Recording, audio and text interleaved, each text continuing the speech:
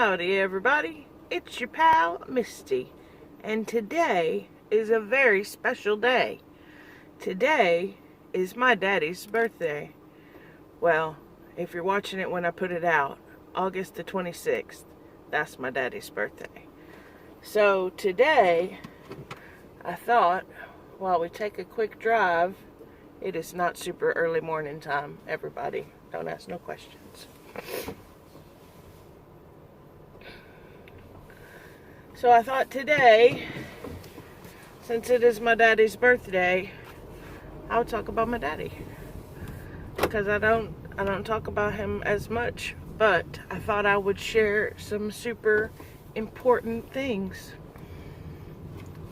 My dad has influenced a lot of the way my brain works. He has influenced a lot of the way I think about things. He's influenced my humor a little bit. But I thought it'd be fun to kind of go back and share the things that were really memorable today on your birthday. So, of course, you already know the first thing that you do is you get songs stuck in my head. My daddy, we love music.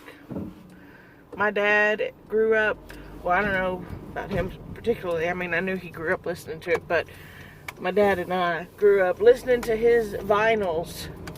That's right, you heard me, vinyl records.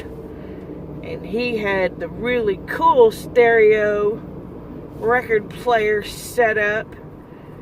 He had to put you a couple quarters, on the end to balance your arm so you could hear it.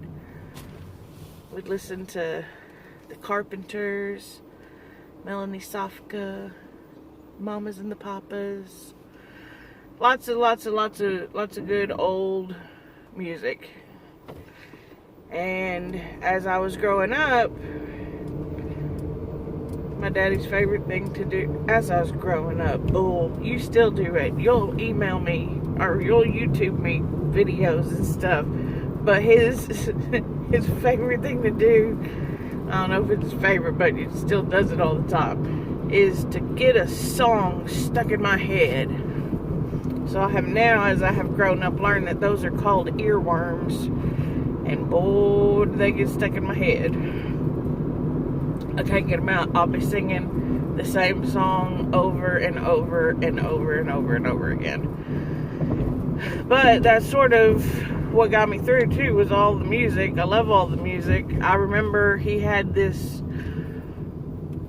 I don't know, I would say it was a bronze statue, but I don't know, was it bronze? It's probably just like, I know it was white underneath, so I know it wasn't all the way through, but it's like a bronze colored. Anyway, it was a monkey.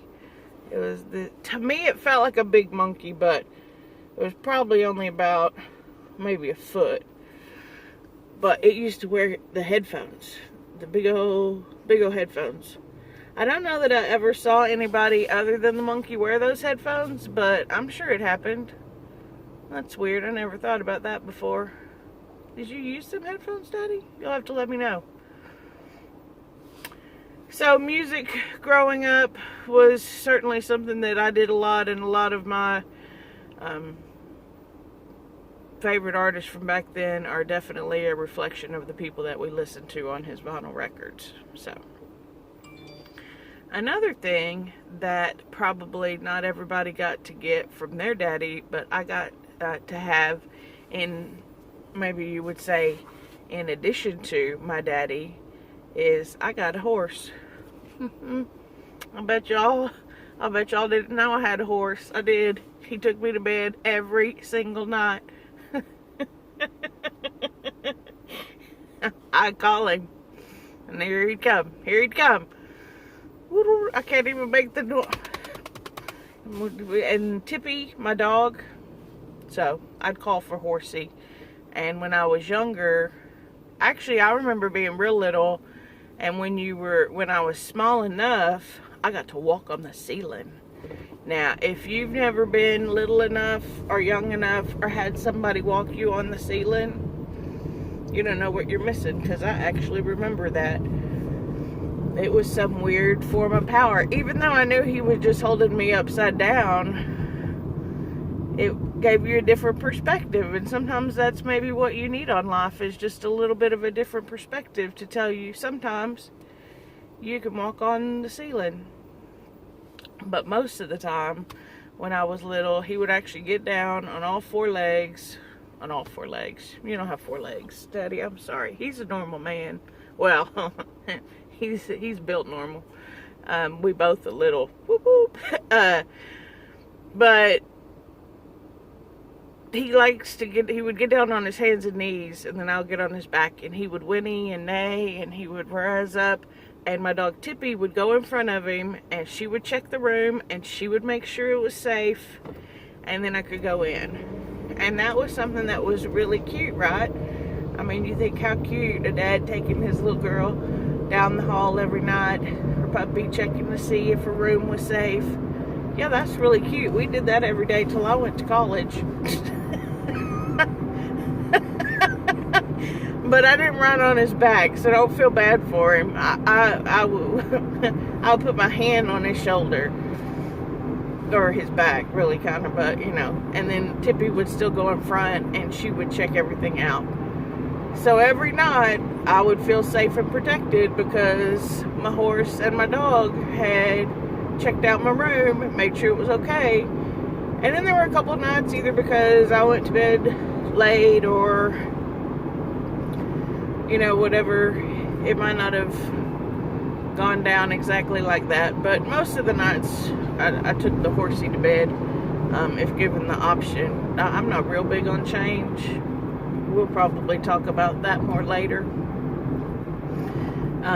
But yeah, not everybody gets a horsey. And then I can remember when we were growing up, although it would perturb other people maybe just a little bit. Yeah, we had a video recorder camera, you know, one of the old ones that you had to like hold on your shoulder because it was so big, you know, they're like this long and you gotta put it on. It looked like a professional camera because back then that was as small as they could make them. Now my camera's right there. You want me to cover y'all up? Ready? Whoop! Just like that, just with one finger. That's all it took, and I covered y'all up. Anyway, I can remember seeing my dad on the ground really close to some bluebonnets. And I remember thinking, yeah, that's a different perspective. You got to see it from there. So, although I didn't really think about it at the time, I'm sure part of my love of photos and videos has come from him as well, because I do remember him doing a lot of weird video photo stuff with the video camera at the time and thinking it was cool. And then, you know, once the phone started getting better, you started seeing pictures. My brother actually just bought him the really nice camera that he'd been wanting, but would have never bought for himself. So he's been taking pictures with that, but even just the regular ones he takes are pretty amazing. He takes some really good pictures, and he sees things from a different perspective than other people see. And I think that's one of my big traits, is that I sometimes see things differently. Not like a crazy trait, but just, you know, just remember you can look at it more than one way, and that's okay.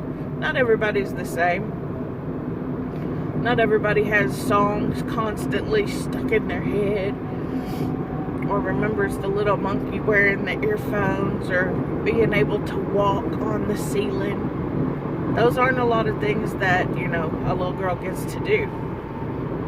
So, we would play sports too, don't get me wrong.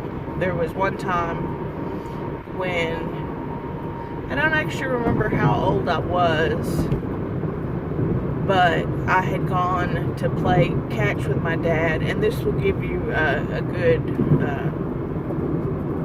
sort of his sense of humor, right? We were playing catch, and as a young child, I honestly don't know how little I was, but I'm gonna say 8. That feels right. Might have been around there. I don't actually remember when it happened. I might have been a little bit older. But I got distracted. He threw the ball and I wasn't paying attention. It hit me square in the face. It hurt. I'm pretty sure I cried. And so, you know, my dad does love me, but the loving father that he is, and his all clever sense of humor, was like, well, I didn't tell you to catch it with your face. I told you to catch it with your glove. If you'd have done that, it wouldn't hurt so it wouldn't hurt so bad. It wasn't funny at the time. I don't think he realized quite how hurt it was too, and I wasn't that hurt. But what made it funnier too was his brother, my Uncle Cecil, which there's a whole bunch of different stories about him. But I went to their house, well, I mean, we all went to their house like that night or the next day or something, and they had bought me a, him and Aunt Juju, I don't know which one bought it, but I had a face mask. So the funnier part was not that I wasn't supposed to catch it with my face, but that they actually got me a face mask and told me to wear it whenever I played with my dad. I did not wear it when I played with my dad. I did it just for the record. I didn't actually do that. But it's just one of those things that's kind of funny, right? So my daddy will tell a joke, and I feel like I'm the only one that gets it. But that's okay, because I'm sure that happens to me sometimes too. I've been trying to think of a really good song that I could get stuck in your head as I told you some of these stories and remembering and seeing what you remember, but I don't have a good one to get stuck.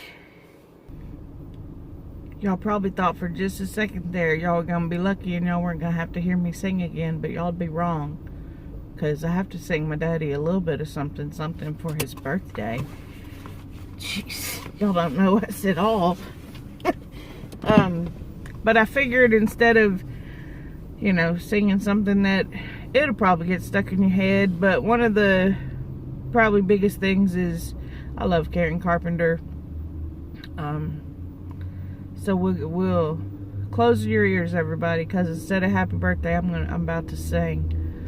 On the day that you were born, the angels got together and decided to create a dream come true. So they sprinkled gold dust in your hair and golden starlight in your eyes of blue. Ba-da-doom, ba-da-doom. You don't have golden hair or brown or blue eyes. I have blue eyes, but I thought I'd give y'all just a little taste. Daddy, that is just special for you. Because that's why all the girls in town want to follow you all around. Because they want to be close to you. So, I may be hours away, but I try to make it and see you every time I am there if our schedules match up. Hopefully we will see each other in a couple of months, but until then, you can always catch me here. And for the rest of y'all, I'll see you real soon.